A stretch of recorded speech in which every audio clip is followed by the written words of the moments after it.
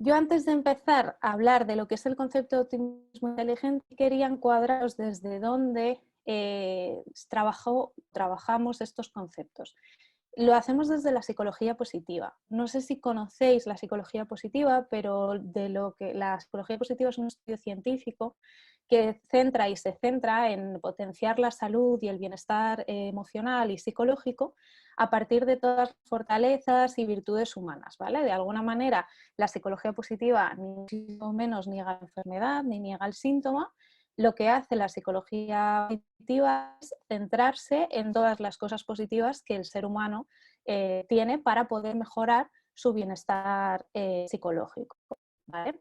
Entonces, hay una definición que a mí me gusta mucho sobre la psicología positiva, que es que trata y enmarca todo y se encarga de estudiar, mejor dicho, todo lo que hace que la vida merezca la pena. Entonces, a mí me parece un concepto muy bonito, engloba muy bien lo que sería la psicología positiva. Y de ahí partimos del concepto de optimismo inteligente, ¿vale?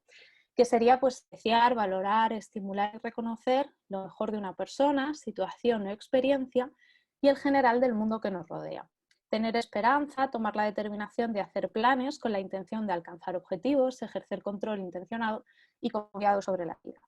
Esta es una definición que podemos encontrar sobre lo que sería el optimismo inteligente y también lo podemos encuadrar de alguna manera que sería con la capacidad para poder recoger del pasado todas esas cosas positivas, todo eso que nos ha aportado, a pesar de que no hayan sido realmente cosas a priori positivas, pero sí que hayamos podido coger todo lo relevante y todo lo que nos haya hecho crecer, ser capaces de en el presente ver todas esas oportunidades, todas esas situaciones, todas esas experiencias que nos aportan y de las que podemos sacar cosas positivas y tener la capacidad de poder ver en el futuro, tener la esperanza de que ocurran cosas positivas en el futuro, ¿vale? De alguna manera lo podríamos encuadrar de esta forma. Un optimismo inteligente, como veis, es mucho más que tener pensamientos positivos, pone en marcha muchísimas herramientas y muchísimos recursos, ¿vale? Por un lado, la aceptación sería uno de los recursos que no es casualidad que optimismo inteligente y resiliencia lo hayamos aunado en una misma presentación, que son dos conceptos que se entrelazan y que se alimentan mucho el uno del otro, ¿vale? Entonces, de alguna manera, pues fortalezas como la persistencia, fortalezas como la aceptación, además de la positividad, por supuesto, pues tienen mucho que ver con el optimismo inteligente. Optimismo inteligente no es, o ser optimista inteligentemente, no es estar siempre contento, no ser capaz de ver todas las cosas pueden ser negativas o que pueden suponer un problema o una dificultad.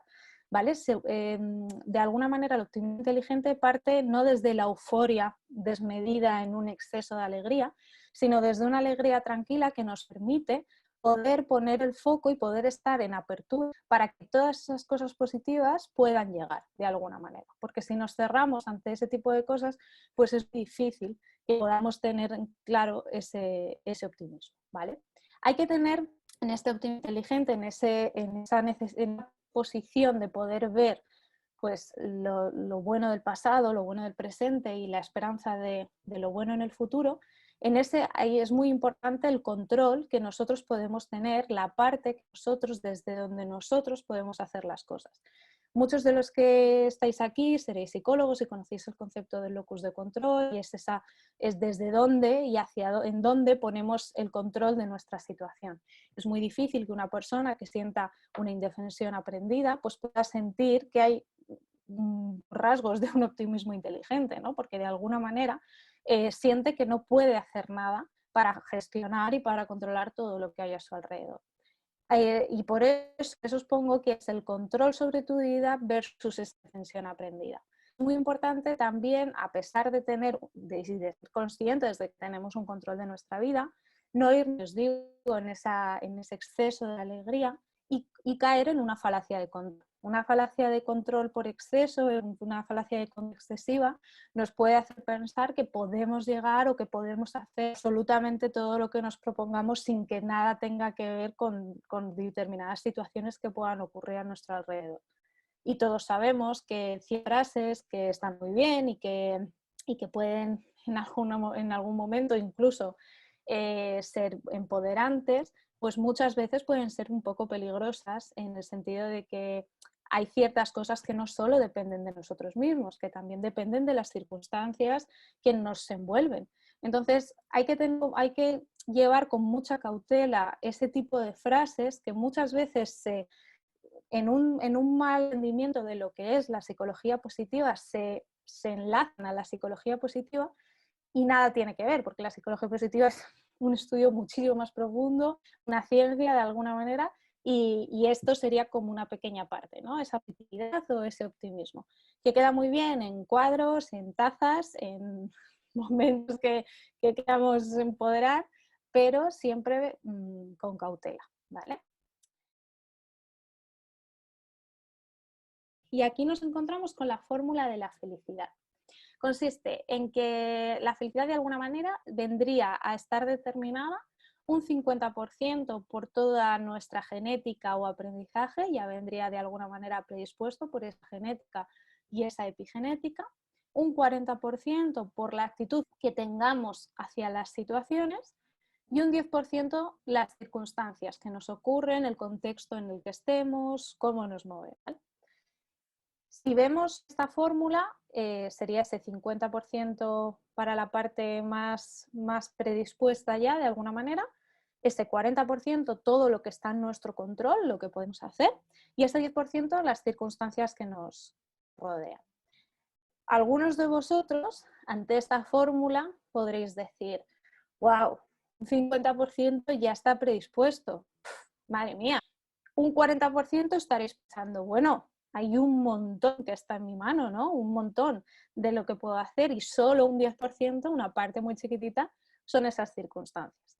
De aquí que tengamos que tener en cuenta que no podemos olvidar que genéticamente hay personas que están más predispuestas a ver las cosas de una forma más positiva, de una forma más optimista que otras personas. Es una fórmula que da muchísima información porque de la manera en la que la persona acaba poniendo, ¿no? ¿Qué cantidad de porcentaje cree que en esa fórmula sumaría 100%? Os da muchísima información de dónde la persona coloca su locus de control, de dónde la persona puede decir cuánta capacidad tengo yo para aportar en esta fórmula para ser feliz y cuánta no, ¿no?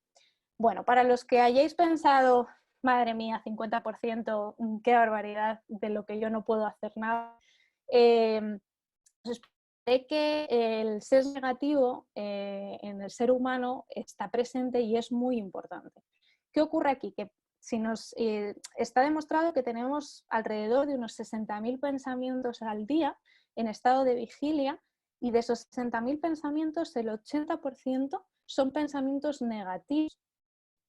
Imaginaos, esto es en un cerebro sano, en un cerebro sin ningún tipo de trastorno o de patología. Si esa cantidad de pensamientos negativos, de carga negativa, está ahí presente, es natural y normal que de alguna manera parezca que, bueno, pues que somos pesimistas, ¿no? Por naturaleza. Hay que tener un poco en cautela esta afirmación, ¿no? Ser pesimista por naturaleza. Es verdad que genéticamente esa cantidad de pensamientos negativos lo que hace es predisponernos para prepararnos para todo lo que pueda venir. De alguna manera es una preparación, una protección para todo lo que pueda ocurrir al ponernos en lo peor. ¿Qué quiere decir?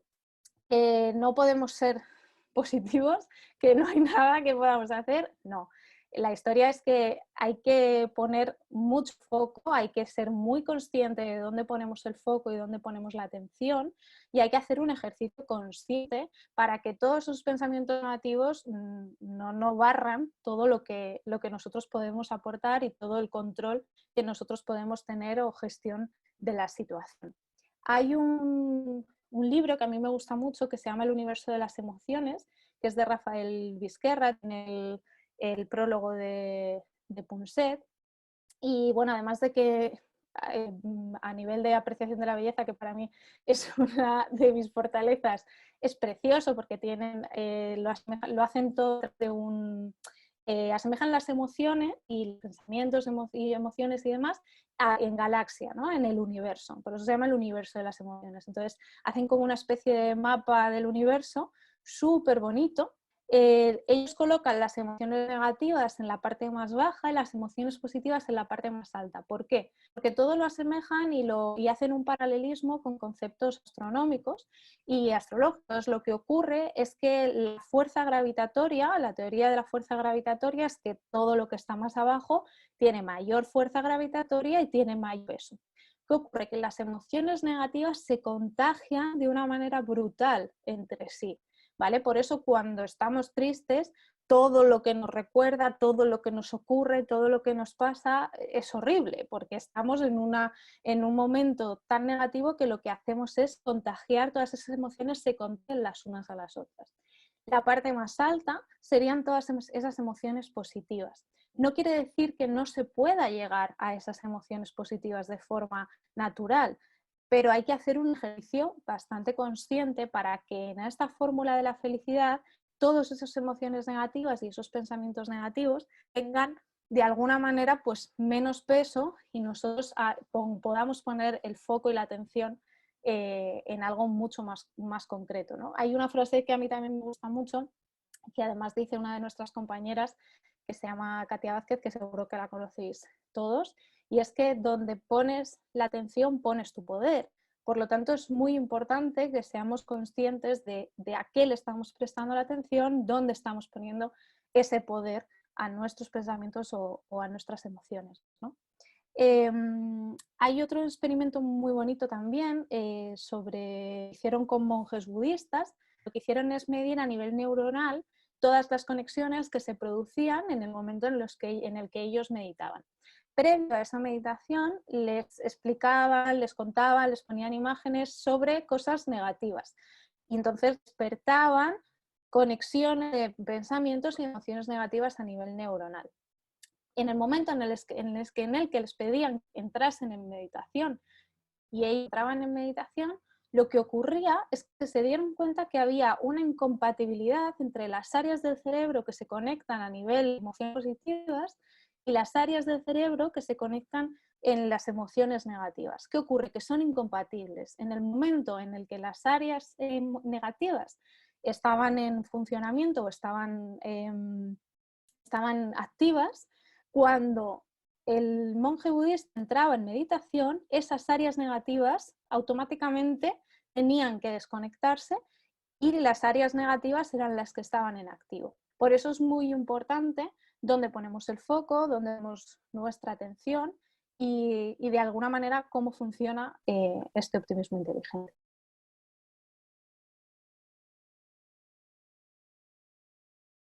En el optimismo inteligente hablamos de esa capacidad para recoger las experiencias del pasado o poder ver todo lo que hemos vivido en el pasado recogiendo esa parte más positiva, lo que podemos coger del presente positivo y lo que podemos esperar del futuro positivo. Así que os voy a dar un ejercicio para cada uno de esos espacios temporales, por así decirlo, ¿vale? Todos los ejercicios que os he traído aquí son de escribir, son ejercicios al final sabéis que la escritura es bastante terapéutica y por lo tanto he considerado que estos ejercicios iban a poder ser muy potentes para que pudieseis trabajar en ellos, ¿vale?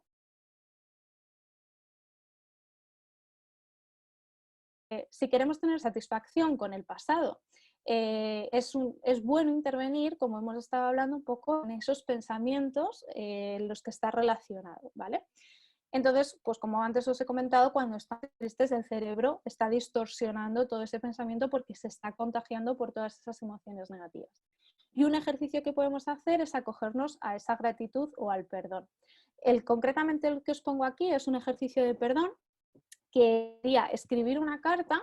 Primero tendríais que conectar con una persona que sea importante para vosotros, una persona que, bueno, pues que de alguna manera esté en una conexión importante con vosotros, que confiéis en ella, donde os sintáis en pertenencia a esta persona, ¿vale?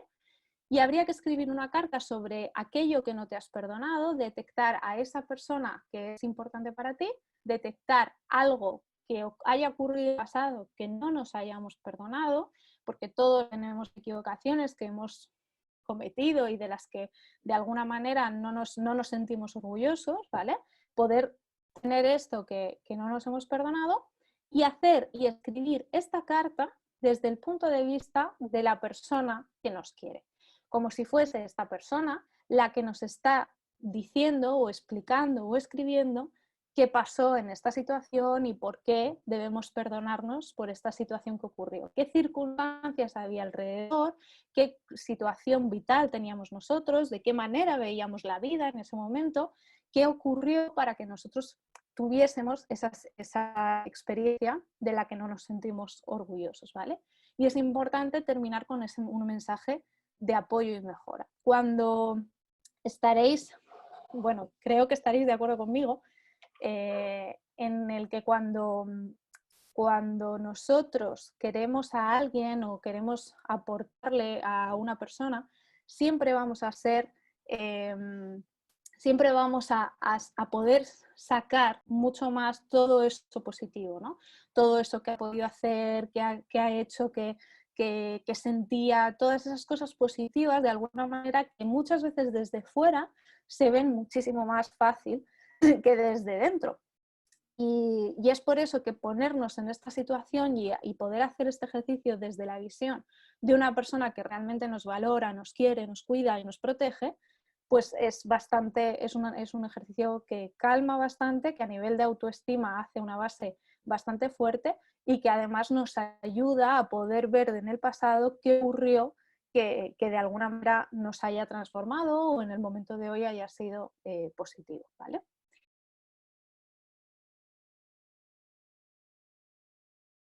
Entonces, en el momento presente, ahora mismo hablando pues, de este momento de pandemia en el que nos encontramos, claro, todos nos hemos visto sorprendidos por toda esta situación, desconcertados probablemente desde el principio, y es por tanto que se nos ha dado la vuelta a todos de alguna manera la vida, ¿no? De una manera u de otra, pues no estamos siendo los mismos y estamos atravesando por una situación de constante cambio, ¿no? Y de constante aprendizaje de nosotros mismos. Entonces, este momento actual del presente pues, nos lleva a sentirnos probablemente en algunas ocasiones más bajos de ánimo o incluso no estamos llevando la situación de la manera que nos hubiese gustado. Aparte de que tenemos que estar, como todos sabéis, viviendo muy al día porque no sabemos realmente, no tenemos certezas reales de lo que va a ir ocurriendo y tenemos que tener mucho foco en el presente, hacer mucho ejercicio de atención plena y transitar mucho en el día a día para poder llevarlo, ¿no? Entonces, ¿de qué manera podemos hacer un ejercicio que nos ayude a poder poner el foco en esas cosas positivas? Y yo os planteo poder escribir otra vez esa carta, pero escribir esa carta, aunque nos vayamos otra vez al pasado, la vamos a hacer con elementos del presente. Es decir, poder escribir esa carta a vuestro yo de hace 3, 4 años, 2 meses, una carta en la que podáis escribirle de qué cosas no se tiene que preocupar, de qué cosas positivas, qué cosas buenas va a ir encontrando en este proceso. De esa manera vais a poder poner el foco realmente en todo lo positivo que está ocurriendo durante toda esta situación. ¿Qué cosas al final vais a hacer un ejercicio de aceptación, de poder recoger y de poder aceptar que hay cosas que realmente no están en nuestra mano, que hay cosas que realmente no podemos hacer, que hay gente que en esta pandemia está haciendo grandes hitos en un impacto social, pero hay otros que simplemente el hecho de quedarnos en casa ya es un acto y un impacto social súper importante y que genera ayuda, ¿no? a toda la sociedad. Entonces, ver de alguna manera qué cosas son las que podemos hacer para poder poner el foco en esas cosas importantes, pero haciendo como esa visión a nuestro yo de hace un tiempo para que entender de qué manera poder tratar todo este confinamiento, toda esta nueva normalidad desde otro lugar, ¿vale? Recogiendo toda esa parte más optimista. Os planteo un ejercicio de cara a poner el foco en el futuro. ¿Qué ocurre? Ya os he dicho antes que lo que está pasando actualmente es algo que no sabemos qué es lo que va a ocurrir dentro de una semana. No sabemos si aquí en Madrid, que es donde yo estoy, no sé, dentro de una semana vamos a pasar a fase 1 o no, por ejemplo, ¿no? Entonces, los planes a largo plazo se han reducido tanto a mañana que de alguna manera tenemos que ser muy conscientes de qué cosas sí que están en nuestro control, en nuestra capacidad de gestión y qué cosas no. Hay muchas cosas que de alguna manera son tan a largo plazo que ahora mismo no podemos gestionar y que ahora mismo no podemos controlar. Por lo tanto, yo os pediría que pudieseis hacer, os propongo que pudieseis hacer dos listas. Una lista en la que podáis poner todas las cosas que sí que están en vuestra mano y que sí que son certezas. Cuando nos vayamos al futuro, tenemos que intentar en esta situación en general, pero en esta situación en concreta más todavía, irnos a certezas, a cosas que sepamos, que realmente tengamos la certidumbre de que van a ocurrir. Porque si no, lo que puede pasar es que entremos en muchas situaciones de ansiedad anticipatoria, de preocupación por lo que va a ocurrir, de incertidumbre, de miedo a lo que va a pasar, y entonces nos colocamos en un lugar en el que estamos generando en muchas ocasiones amenazas que realmente pues no sabemos si van a ocurrir, cosas que no sabemos si realmente se van a dar el caso y van a pasar.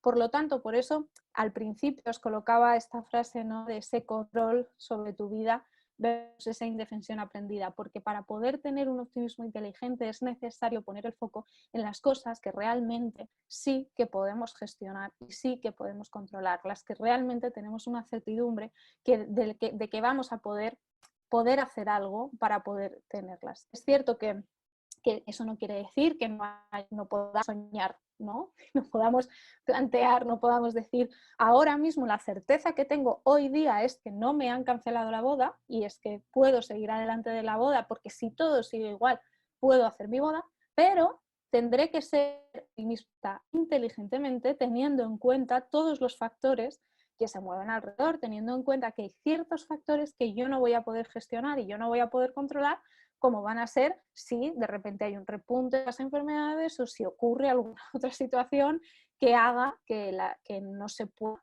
celebrar la boda en los términos en los que de alguna manera están establecidos, ¿vale? Entonces, por eso sí que es importante poder irnos al futuro, irnos a todo lo que queramos hacer, pero con las certezas que hoy ya tenemos y teniendo en cuenta la aceptación de toda la situación en la que nos encontramos. Consiste en hacer una línea de vida desde nuestro nacimiento hasta la actualidad, en el que podamos ir planteando todas las situaciones que han sido, que consideramos importantes a lo largo de nuestra vida. Situaciones que nos han marcado, que han supuesto un cambio a nivel vital o que simplemente han sido importantes por la carga emocional que han supuesto, que han tenido. Pueden ser todos esos cambios, todas esas situaciones importantes, como sabéis, positivas o negativas. Hitos importantes en vuestra vida que hayan hecho que hayáis cambiado, que os hayáis transformado, que hayáis visto que esto ha sido un momento súper vital y súper importante a lo largo de mi vida. Y cuando hacemos ese ejercicio de reflexión, que es un ejercicio además muy bonito, las líneas de vida también son ejercicios que remueven, porque no siempre estamos todo el rato atrás, ¿no? Además, desde muchos de los modelos en los que nosotros trabajamos, intentamos poner ese foco hacia adelante, ¿no?, sin olvidar todo lo que hemos sido. Este tipo de ejercicios son muy importantes precisamente para eso, porque para poder avanzar tenemos que tener muy clara esa base desde dónde venimos, qué ha pasado, qué explica, dónde estoy hoy, ¿no? Y de alguna manera este ejercicio que se llama línea de vida Valora tu pasado es un ejercicio de optimismo inteligente brutal, porque lo que consiste en poder después hacer un discurso narrativo en el que uno pueda hacer una vista al pasado planteando todas esas situaciones como así han sido y están bien, ¿vale? No es una resignación, sino una aceptación porque sé que muchas veces el concepto de aceptación en determinadas personas genera la controversia de que aceptar ciertas cosas es resignarse. y entonces es no hacer nada, ¿no? De alguna manera. Y hacer un ejercicio de aceptación es un ejercicio brutal. Yo creo que es una de las cosas más complicadas que hay en los procesos psicológicos, porque no es fácil aceptar que hay ciertas cosas que han ocurrido que son como son, que hay ciertas cosas que están en nuestra vida y que son como son, y poder aceptarlas de esa manera libera. Libera, ¿no sabéis a qué nivel? Seguro que sí, que muchos sí que lo sabéis. Y en este ejercicio lo que se plantea es eso. Es muy bonito hacerlo en parejas, ¿no? Y poder hacer esa explicación un poco de cuál ha sido toda esa línea de vida, y en intervención dentro de terapia individual también es súper bonito, porque se pide un poco, bueno, pues que se haga todo este trabajo, además intentando que no se haga en el mismo momento, sino que lleve un trabajo de preparación por parte del paciente, ¿no? Que haga que de alguna manera pueda hacer ese ejercicio de reflexión y que pueda trasladarnos un poco toda esa información. Lo interesante de este ejercicio es precisamente poder mirar ese pasado de una forma optimista, inteligentemente. Yo soy consciente de que esto que ocurrió en mi pasado, en mi momento concreto, no es bueno, no fue bueno, no fue una experiencia positiva, no fue algo que me gustase vivir, pero a raíz de esta situación yo estoy hoy día donde estoy, o esta situación me enseñó, aprendí, supe, me abrió esta puerta, pude hacer este tipo de cosas, aprendí a ver la vida desde otra perspectiva que después me ha ayudado a hacerlo de otra manera. De alguna manera que podamos ver y valorar todo ese pasado de una forma optimista, inteligentemente, ¿vale? Valorarlo, aceptarlo y hacernos conscientes que lo bueno y que lo malo nos ha traído a donde estamos hoy, de la forma en la que somos hoy. Todas esas experiencias han hecho que seamos hoy día la persona que somos. Y ahora pasaríamos al siguiente tema, que sería la resiliencia, ¿vale? La resiliencia, bueno, la definición que os he puesto es esa capacidad de hacer frente a las adversidades de la vida, transformar el dolor en fuerza motora para superarse y salir fortalecido de ellas. Una persona resiliente comprende que es el arquitecto de su propia alegría y su propio destino. Esto me ha encantado. Que es el arquitecto de su propia alegría y de su propio destino. Es una reelaboración de la experiencia, no un olvido. Es importante que entendamos que la resiliencia es esta capacidad para poder sobreponernos a adversidades, a eventos, situaciones traumáticas que nos hagan transformar toda esa situación en algo que tenga sentido, ¿no? En algo que de alguna manera nos transforme. Por eso me gusta mucho, es una reelaboración de la experiencia, no un olvido. No consiste en decir, buah, aquello que me pasó fue súper positivo porque, claro, fíjate, ahora yo he conseguido escribir un libro gracias a aquello. No, lo que ocurrió probablemente fue malo, pero a partir de esa reelaboración, a partir de esa transformación de la situación, probablemente tú has podido conseguir algo bueno, que ha sido pues transformarlo, todo esto, por ejemplo, en un libro o en algo que realmente, crear algo que realmente a ti te haga sentirte mejor o sentirte más orgulloso de haber de alguna manera reelaborado esa experiencia.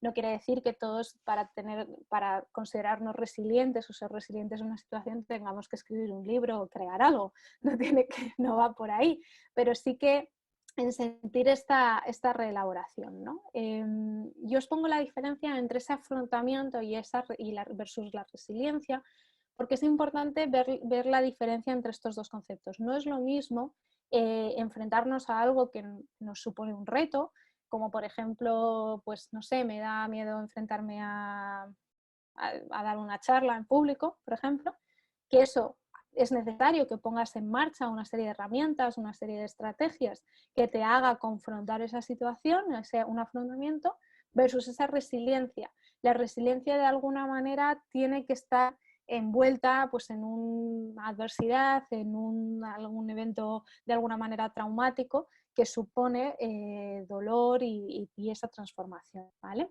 En la resiliencia se ponen muchas fortalezas en marcha, pues por ejemplo la necesidad de una fortaleza de persistencia, de poder seguir y conseguir las cosas que queremos, siendo conscientes de que hay ciertas cosas que no que a veces no se pueden conseguir porque no dependen de nosotros, ¿vale? Una persistencia en equilibrio, todas las veces que os voy a hablar siempre de una forma equilibrada. La aceptación, poder aceptar que hay ciertas cosas que, bueno, pues que son como son y que hay veces que no podemos hacer mucho más, pero que gracias a esa persistencia aceptamos, pero continuamos y seguimos, y es lo que nos ayuda a transformarnos. Esa capacidad de innovación, de crecer, un manejo emocional, un conocimiento emocional, cómo me estoy sintiendo, por qué me estoy sintiendo así, de qué manera regulo todo esto que estoy sintiendo para que me sirva para algo y haga que me transforme y que salga adelante en esta situación.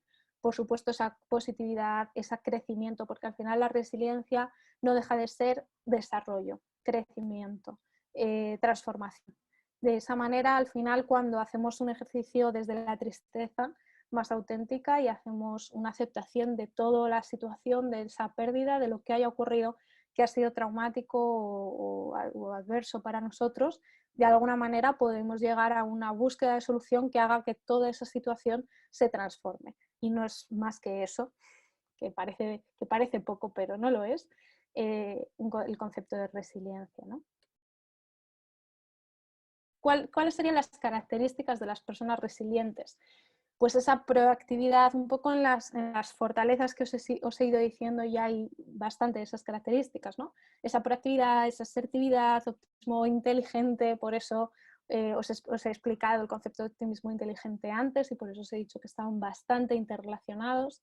Esa capacidad de construir, de crear, de transformarse, ser flexible, es un concepto de la flexibilidad súper importante en la resiliencia, súper importante en los procesos psicológicos para poder transformarnos y superarnos. La rigidez cognitiva no nos lleva a ningún sitio porque no nos ayuda a poder superarnos, a poder crecer. De alguna manera, esa flexibilidad, esa aceptación son conceptos súper necesarios para poder avanzar.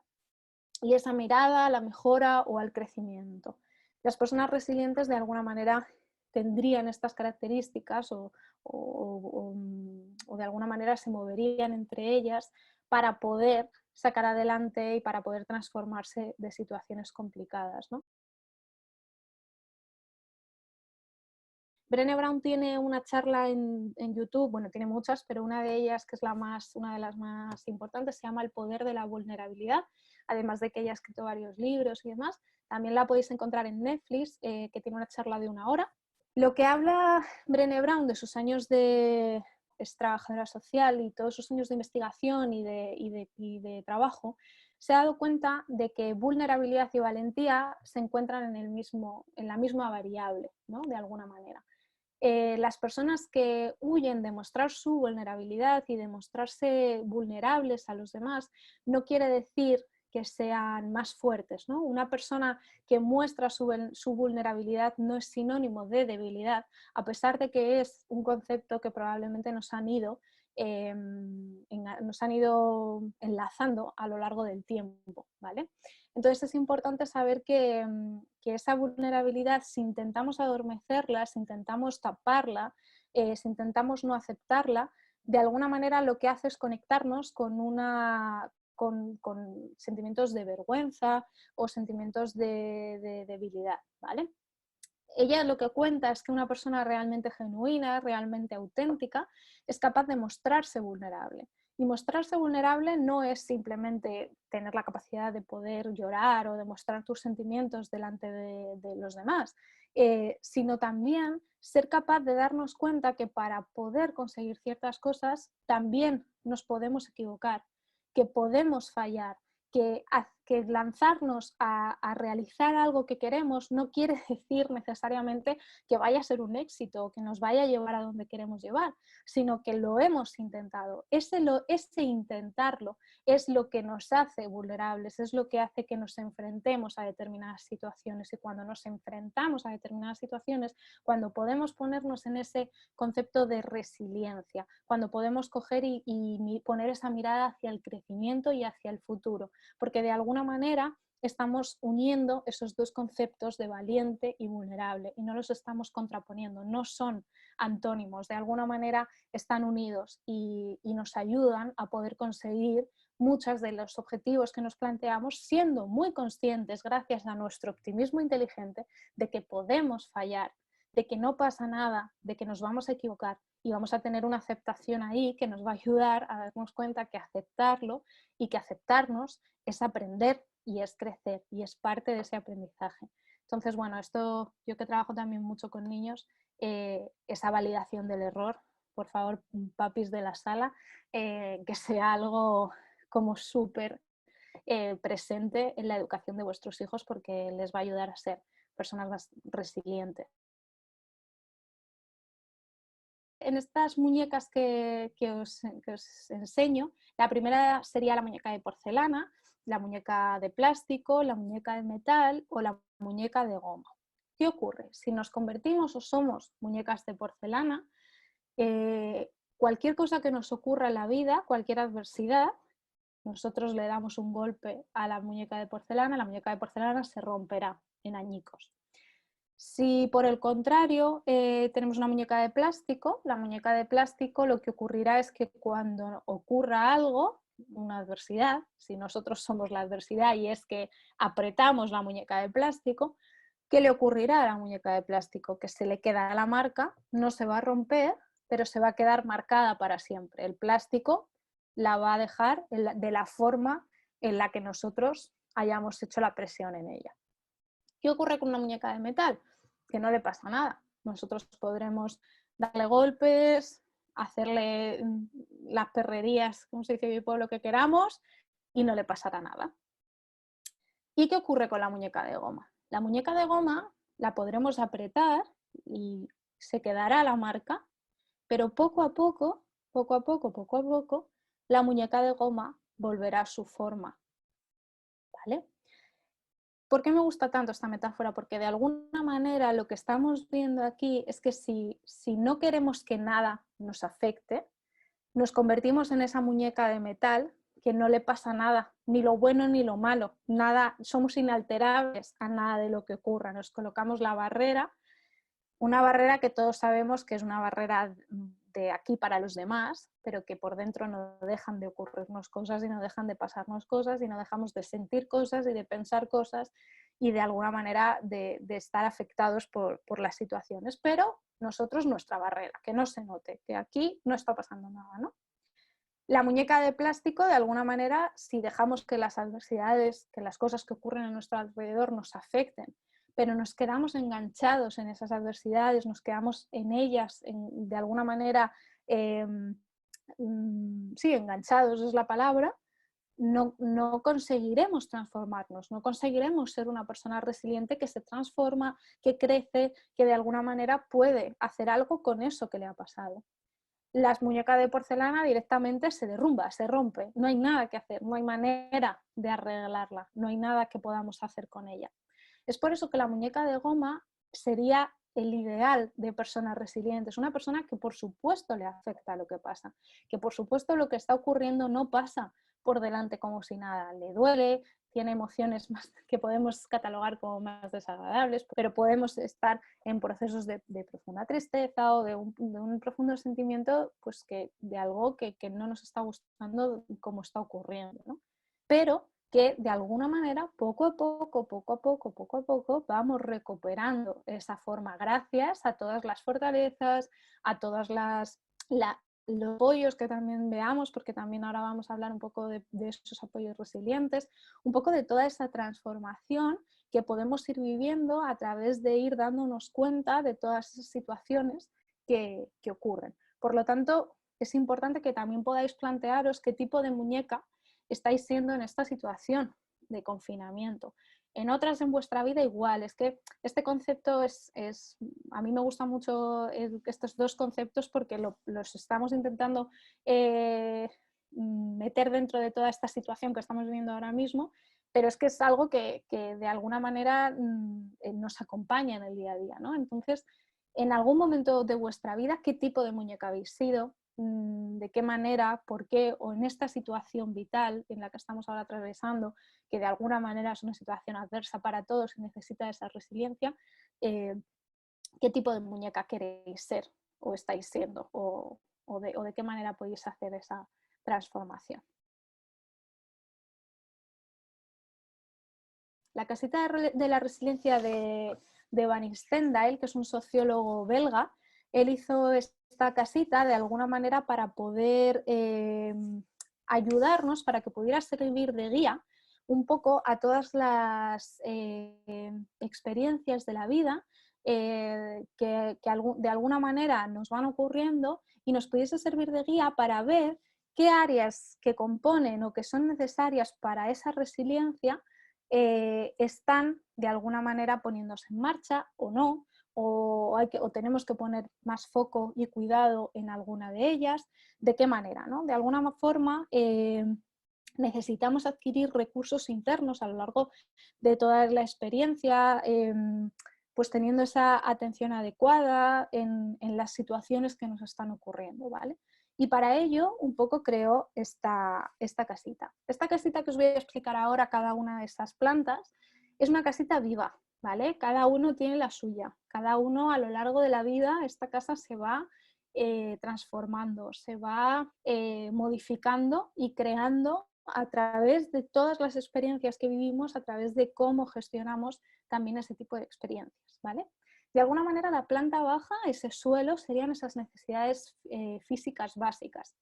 ¿Qué significa esto? Pues son de alguna manera pues todas esas necesidades de alimentación, de vivienda, bueno, pues de salud que de alguna manera necesitamos para poder ir avanzando. De alguna manera son pues esas necesidades materiales básicas que necesitamos para poder seguir subiendo, ¿vale? Los cimientos serían las redes de contacto, la aceptación de las personas, que de alguna manera habla de todas esas relaciones de apego, de todas esas, de cómo nosotros nos relacionamos y nos apegamos, qué cosas, a qué personas ponemos límites, con qué personas nos relacionamos que nos ayudan en esa resiliencia o no nos ayudan, un poco toda esa red social, esa red de apego que marca de alguna manera un poco con quién nos relacionamos, con quién no, y que va a ayudar más o menos a esa puesta en marcha de nuestra resiliencia. Después estaríamos en esa planta baja, que sería la capacidad de descubrir un sentido. Aquí estaríamos hablando del sentido vital, del propósito. Aquí vamos a hacernos preguntas como mucho más personales, preguntas más de cuándo, por qué, cómo, qué ha ocurrido, ¿no? Hacia dónde, de qué manera. Esta planta es una planta que nos indica hacia dónde queremos ir, de qué sentido le queremos dar a todo lo que está ocurriendo, a toda esta situación, ¿vale? La planta siguiente sería una planta llena de, bueno, pues de competencias más positivas. Aquí podríamos ir cambiándolas. No quiere decir que realmente sea autoestima, aptitudes y humor. Cada uno podría poner dentro de esa planta las áreas que considera que son más importantes o que le pueden ayudar más, ¿vale? Pues yo qué sé, me invento, la apreciación de la belleza, lo que sea, ¿no? Cada uno de esas cualidades positivas, desde donde vamos a hacer todo ese propósito y ese sentido vital que nos hemos propuesto en el piso anterior.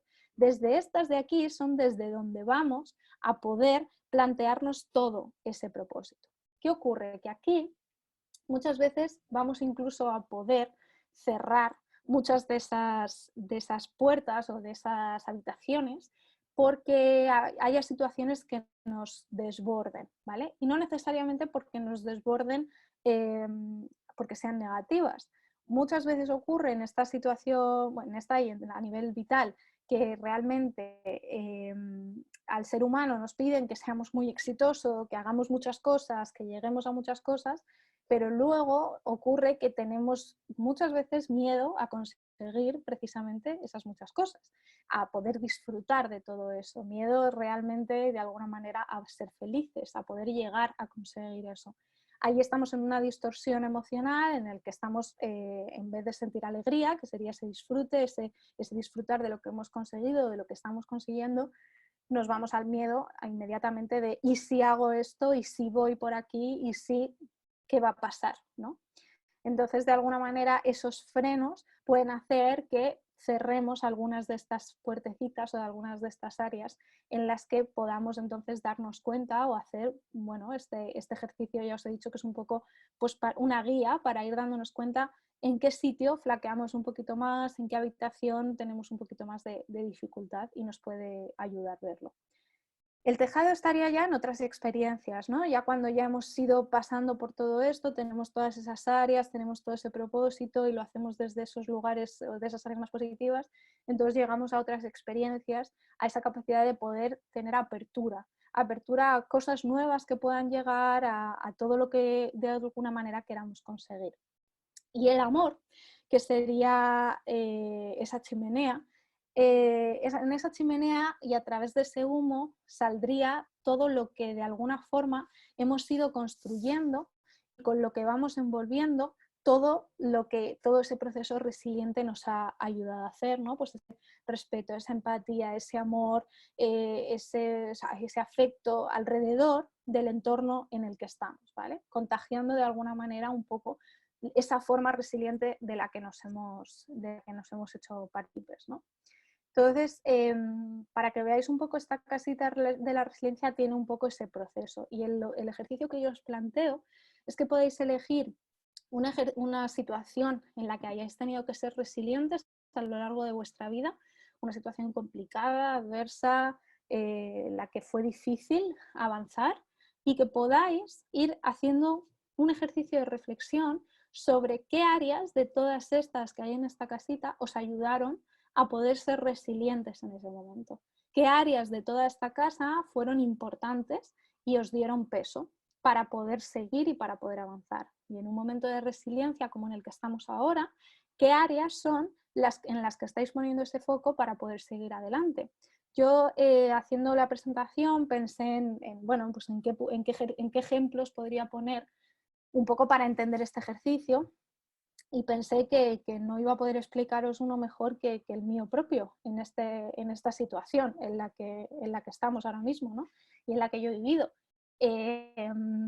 Yo llevo con síntomas del coronavirus desde el 10 de marzo, hace ya 64 días que tengo fiebre y bueno, no está siendo, no está siendo una experiencia como muy maravillosa en ese sentido. Pero sí que es verdad que estoy sacando muchísimas cosas durante todo este proceso, a pesar de sus días malos y de muchas veces transitar necesariamente por emociones que de alguna manera pues no son las que a muchos nos gustan, ¿no? Pero que son necesarias para poder llegar a situaciones, o para poder llegar incluso al día de hoy a poder estar aquí explicándoos algo que yo sé o que medianamente sé un poco, pues para poder acercarme de alguna manera desde mi casa a todos vosotros, ¿no? Entonces, haciendo ese ejercicio de reflexión, pues yo pensaba, pues necesidades físicas básicas, pues yo las tengo por suerte todas cubiertas, ¿no? Tengo una casa, tengo comida, tengo salud, no mucha, pero bueno, tengo un entramado médico, ¿no? que de alguna manera me ayuda a poder sentirme mejor, y tengo recursos médicos a los que poder acudir si lo necesito. Entonces, por esa parte, ahí esas necesidades físicas estarían de alguna manera cubiertas. Me ha ayudado mucho también a esta resiliencia en esta situación vital las redes de contacto. De hecho, no es que fuese un descubrimiento, pero sí que es verdad que el amor ha sido una de las emociones que más me han embriagado, digámoslo así, durante todo este proceso. Creo que es una emoción fundamental para el momento vital en el que todos estamos, a nivel social, a nivel de país, a nivel individual, cada uno. El amor es fundamental para poder avanzar. Y en esas redes de contacto, ahí me he dado cuenta de la cantidad de personas que están a mi alrededor, ¿no? Lo afortunada que me siento, el contacto más cercano pues con mi pareja en casa, o de toda mi familia, amigos, ¿no? Que de alguna manera están así pues para que yo sienta una red de apoyo en la que poder seguir avanzando, ¿no? Luego sería esa capacidad de descubrir un sentido. Esto me costó un poco más, porque yo al principio además vivía en el futuro, vivía en cuando mañana me voy a encontrar mejor. Además, esta es la frase que todo el mundo te dice con todo su amor: mañana te vas a encontrar mejor, pero es que en esta enfermedad mañana no te encuentras mejor. Y quizás te encuentras un poco mejor, pero pasado no te encuentras mejor. Entonces, como es una montaña rusa y no es como una gripe normal que tiene sus 3 días de subida y sus 3 días de bajada y puedes predecir un poco lo que puedes ir haciendo, aquí a futuro y a largo plazo no hay planes. Y yo no me costó un poco entender qué sentido iba a tener esto, ¿no? Hasta que un día me lo planteé de esta manera y escribir, que eso es algo que a mí me ayuda mucho, a qué sentido iba a tener esto en mi vida, ¿no? No necesariamente que pudiese tener un sentido trascendental para otras personas, que sí, porque también es parte de mi trabajo y espero que también toda esa experiencia pueda ayudar a los demás, pero también qué sentido iba a tener en mi vida, ¿no? Que de alguna manera poder darme cuenta de que había emociones o de que había fortalezas que para mí eran muy importantes, incluso valores, guías que me llevan en la vida, como son la vitalidad, y darme cuenta de que la vitalidad de repente desaparece, ¿no? Porque no tienes energía, porque no te encuentras bien, porque tienes fiebre todo el día y porque cada día estás malo, pues al final el poder tener esa fortaleza de alguna manera para poder darte cuenta de que a pesar de que la vitalidad desaparezca, no desapareces tú, no desaparezco yo en este sentido, ni quién soy, pues me ayudó a poder darle sentido a todo eso. Por ejemplo, a mí en estas áreas de la siguiente planta, el humor, aptitudes, autoestima, pues el darme cuenta de otras situaciones vitales en las que también lo he pasado mal y he ido superando, pues también me ayudó a poder decir, oye, pues seguramente puedo, ¿no? Sobre todo el vivir mucho en el día, el poder decir, pues hoy me encuentro bien, pues hoy es el día que voy a hacer esto y mañana, pues no sabemos, ya veremos mañana qué es lo que pasa y cómo me voy encontrando. Vivir un poco en eso, poder ponerle humor. Para los que me conocéis sabéis que yo intento siempre ser muy positiva y además me gusta mucho el humor, ¿no? Entonces he intentado que las series que he estado viendo durante todo este tiempo sean bastante de humor y sean bastante, que me contagien bastante todo esto. Con mi chico también intentamos siempre estar, bueno, pues hacer un poco, yo soy muy pro del humor negro, entonces me he reído bastante de mí misma y de esta situación en este proceso y es algo que también me ha ayudado, ¿no? Y abrirte a otras experiencias, a nuevas experiencias, de ahí estás preparado, ¿no? Por ejemplo, esta es la primera sesión de experta que hago, que ya iba a hacer antes de toda la pandemia, pero que no iba a ser exactamente de esta manera y que hablándolo con Natalia, oye, pues lo que tú quieras, como tú quieras, lo hacemos, tal, pues dije, oye, pues ¿por qué no? Probablemente hace un mes, sintiéndome igual que me siento ahora, pues no lo habría hecho, ¿no? Entonces, todo eso requiere su tiempo.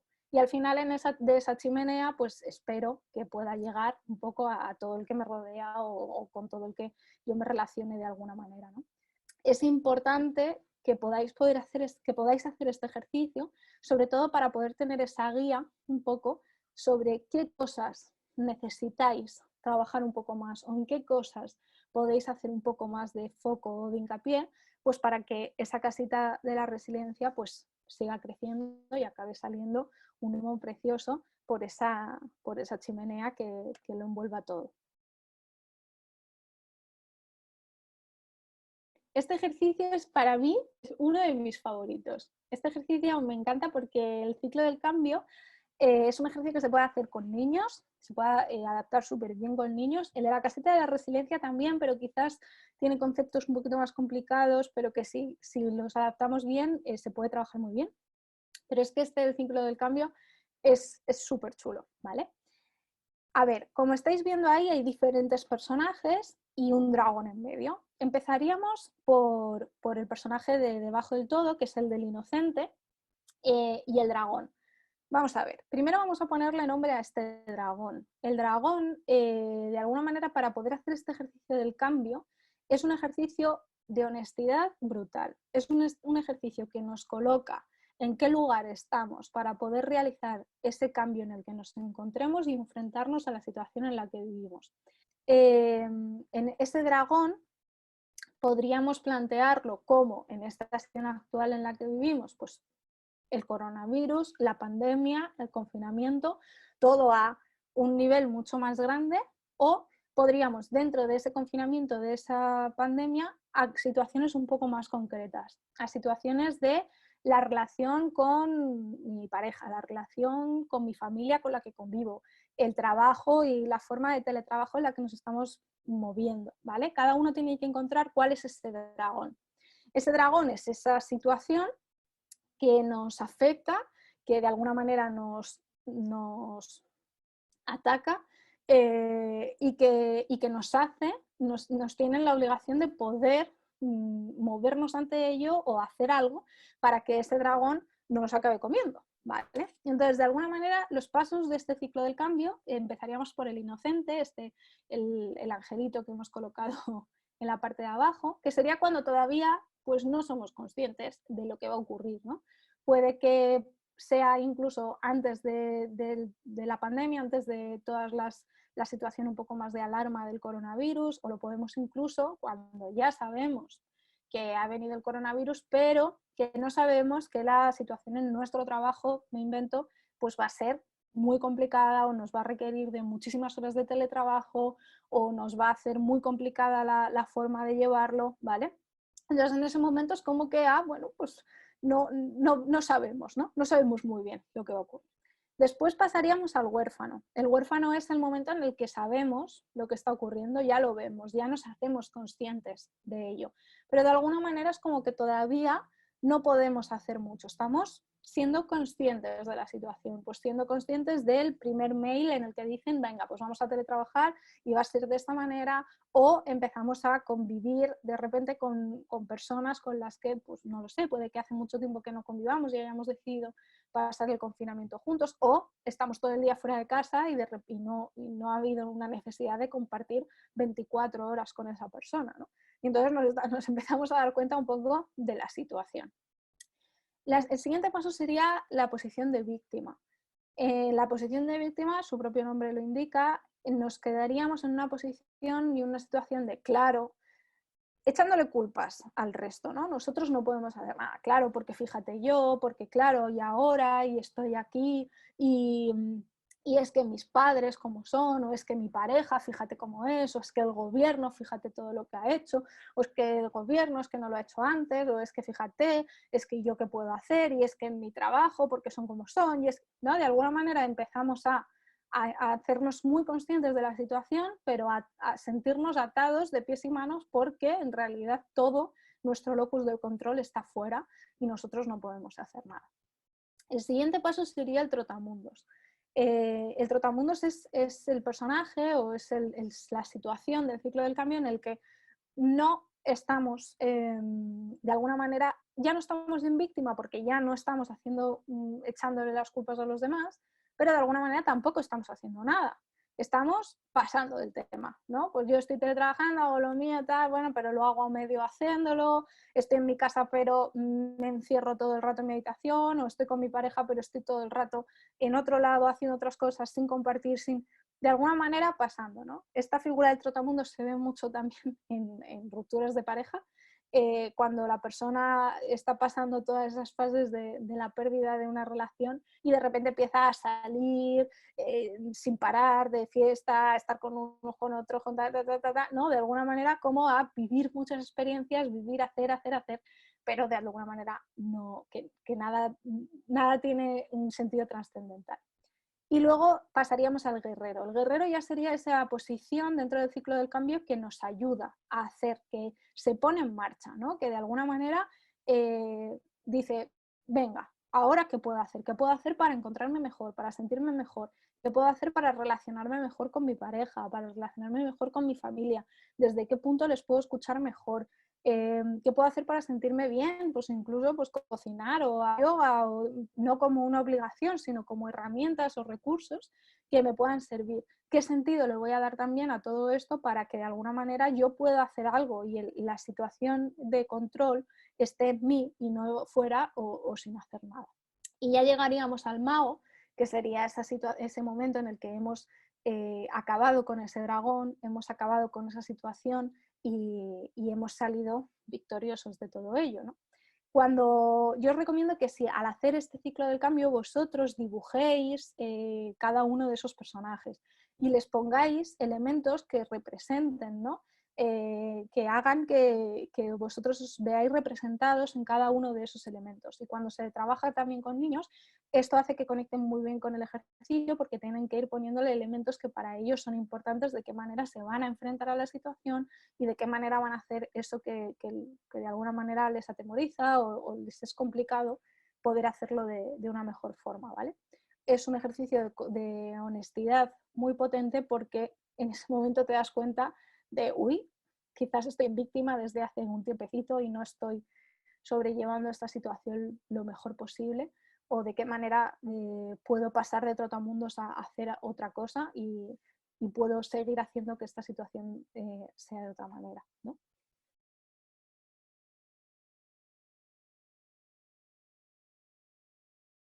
Os hablo del apoyo social resiliente y de lo que es un tutor resiliente. Es muy importante todo el entorno, como sabéis, somos animales sociales y todo el entorno social en el que nos movemos es muy importante.